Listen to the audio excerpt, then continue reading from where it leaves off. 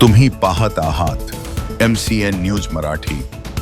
अवैध हातभट्टी दारू निर्मिती व विक्री करणाऱ्यांविरोधात बुलढाणा जिल्ह्यातील जानेफळ पोलिसांनी धडक मोहीम हाती घेतली असून 2 स्वतंत्र कारवायांमध्ये एकूण 19,200 रुपयांचा मुद्देमाल जप्त करण्यात आला आहे। या प्रकरणी 2 आरोपींविरुद्ध महाराष्ट्र दारूबंदी अधिनियमांतर्गत गुन्हे दाखल करण्यात आले आहेत। पोलीस स्टेशन जानेफळ हद्दीत अवैध दारू व्यवसायाविरोधात विशेष मोहीम राबवण्यात येत आहे।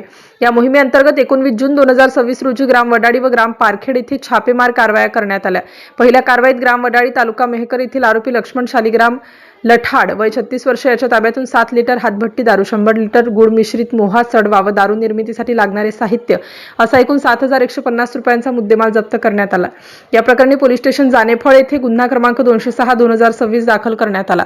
त्यानंतर ग्राम पारखेड येथे करण्यात आलेल्या दुसऱ्या कारवाईत आरोपी श्रीचंद मांगू जाधव वय 51 वर्ष यांच्या ताब्यातून 10 लिटर हातभट्टी दारू, 200 लिटर गुळ मिश्रित मोहा सडवा तसेच दारू निर्मितीसाठी वापरण्यात येणारे साहित्य असा 12,050 रुपयांचा मुद्देमाल जप्त करण्यात आला।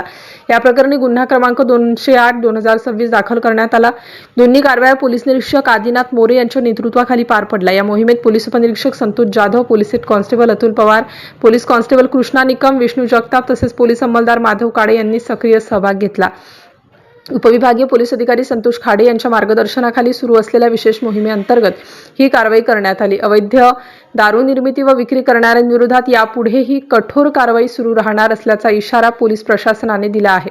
तसेच अवैध दारू व्यवसायाबाबत कोणतीही माहिती असल्यास नागरिकांनी पोलिसांना गोपनीयरित्या माहिती देऊन सहकार्य करावे असे आवाहनही करण्यात आले आहे। MCN न्यूज मराठी करिता प्रमोद मिश्रा, मेहकर।